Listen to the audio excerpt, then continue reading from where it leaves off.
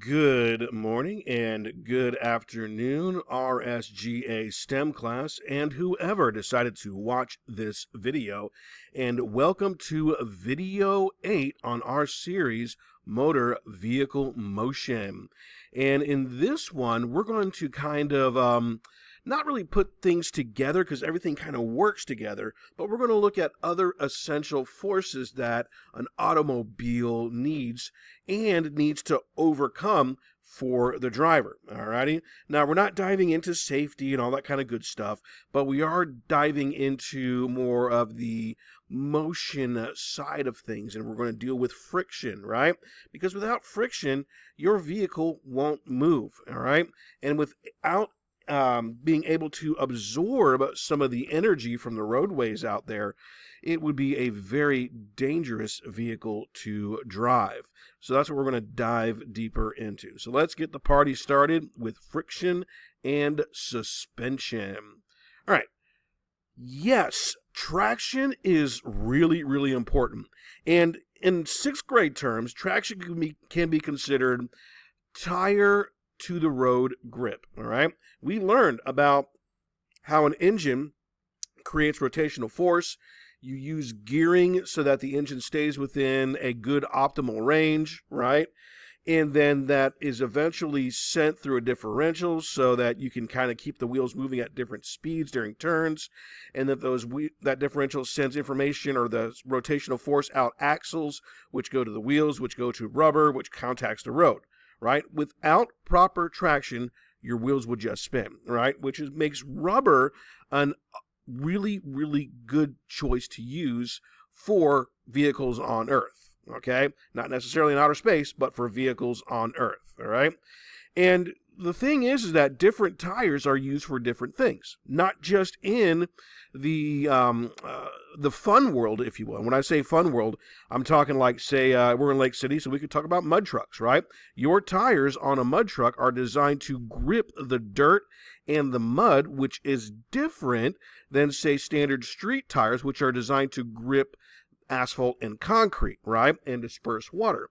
Mud tires, you want them to really grab things. You're going to have these big treads that allow you to dig in and get traction in the dirt itself. With regular street tires, you're not going to have as much. You're going to have traction, but again, that traction is going to be based off of more flat surfaces like roadways.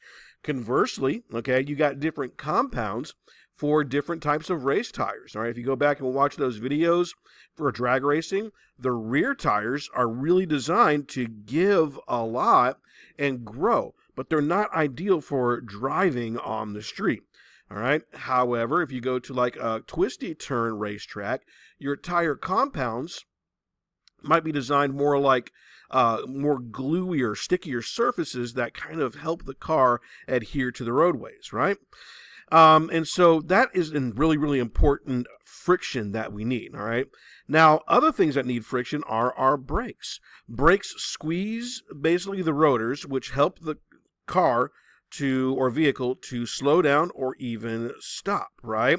Brakes help prevent movement or motion. So if you're sitting at a stoplight, you're pressing your brakes down so that you don't move back if you're on an inclined plane, or move forward, or what have you, with like automatic transmissions and your clutch, or if you're driving a manual transmission, your clutch is all the way depressed. Okay, traction is absolutely necessary for steering as well. So again, you got tire traction, which is really important. You got brakes, all right, which is really important, and then traction is absolutely needed, all of which are forms of friction, okay? Now, there are some unhelpful things that create friction as well, all right? So real quickly going through these, okay, your internal combustion engine has parts that, will eventually rub together or rub really close. And although you may need oil to help reduce harmful friction, okay, friction still creates heat, even with oil itself.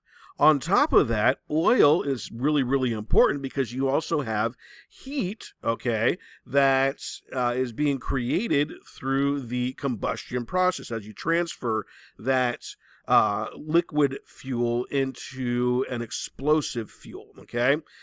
So, of course, heat represents wasted energy, and then, of course, you got friction from heat itself, right? So, yeah, friction can be very, very bad, and in certain parts of the engine, you don't want those metal pieces touching because that can be destructive in the engine.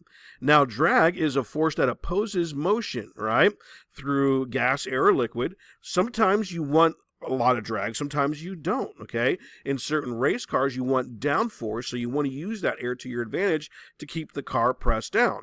On those fast dragsters that you saw, you have force in the front and force in the back, keeping the car planted so it doesn't fly off the track, okay? Drag can be very important.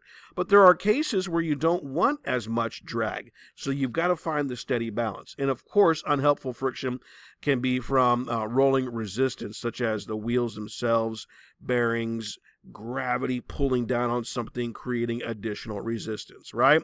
All those things, of course, need to be overcome and needs to be efficiently overcome as well to help the vehicle operate. Again, that's unhelpful friction.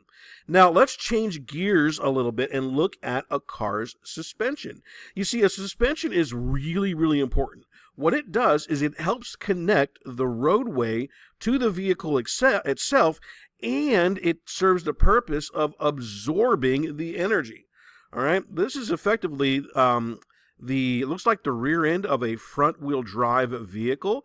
Looks more like a delivery truck or a smaller SUV. But basically, the front is up here, all right, and this is the back. You basically have a bar connecting the two wheels. There's not really an axle here because these kind of spin freely using a hub.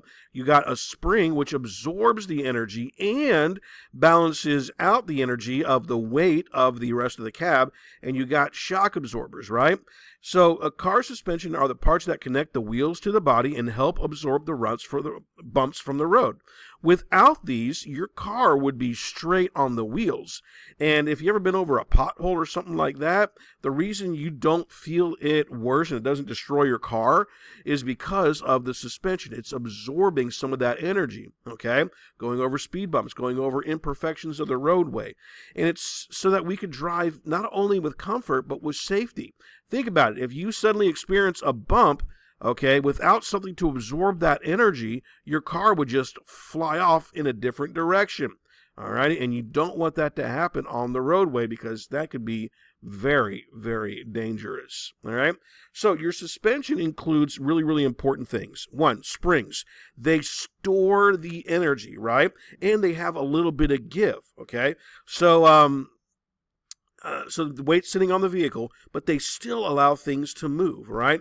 Think of it like a slinky. You know, you roll the slinky down the stairs, you know, or even the mattress of a spring mattress, okay? You got little springs inside the mattress that keep your body afloat. When you get on there, you got a little bit of give, so on and so forth.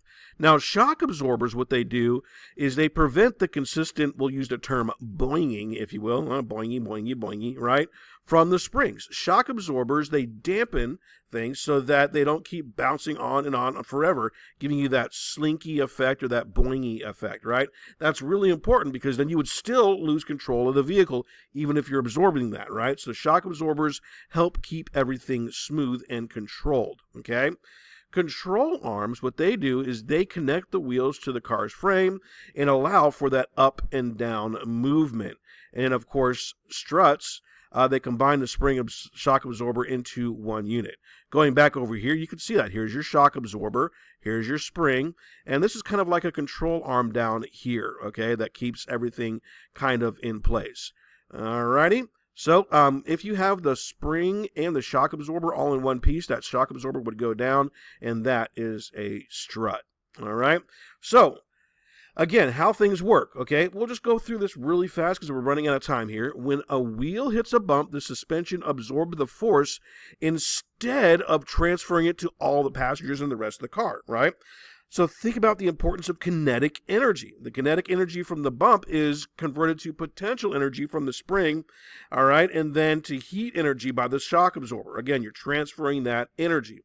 Springs compress when you hit a bump, they go up, then they extend back down to normal position, and they don't get the boing because of the shock absorbers. They use resistance to slow the movement and prevent that endless bouncing, or that boing, if you will. Alrighty, so there we go. And there's plenty of videos about suspensions that are out there. I decided not to include it on this series. Alrighty, so that brings us to the moment you've been waiting for, the end of our series of motor vehicle motion. I hope that you have picked something up from this and picked something up useful, not only with the way that automobiles work mechanically, but how they relate to physical science. Again, physical science is a great thing, right? Engineers can take advantage of that, and it is definitely important for the world around us. Thank you for watching.